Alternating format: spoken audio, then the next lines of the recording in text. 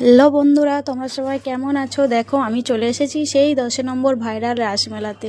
এসেই দেখছি বিয়ে বাড়ি চলছে, আমিও ঢুকে পড়লাম বিয়ে বাড়িতে। কিন্তু এত ভিড় কি বলবো। তবু যতই ভিড় হোক, বিয়ে বাড়ি কি আর ছাড়া যায়। এসেই দেখছি বর বাবাজি বেরিয়ে পড়েছে পালকি করে শ্বশুর বাড়িতে বউ আনতে। এখানে শাশুড়ি এসেছে, বরকে বরণ করছে, মিষ্টি খাওয়াচ্ছে। তারপর দেখো বর চলে গেছে বর আসনে, শালিরা হাওয়া করছে যেমন বিয়ে বাড়িতে হয়। এই দেখো, এটাই দেখে মনটা ভরে গেল। বিয়ে বাড়ি ফুচকা ছাড়া কি আর চলে, তোমরাই বলো। তারপর এটা দেখে তো ষোলকলা পূর্ণই হয়ে গেল। বিয়ে বাড়ি মানে পকোড়া। এখানে হচ্ছে মানে বিয়ে শুরু হয়ে গেছে, আমিও বিয়ে দেখছি, আনন্দ করছি, তোমরাও বিয়ে দেখো।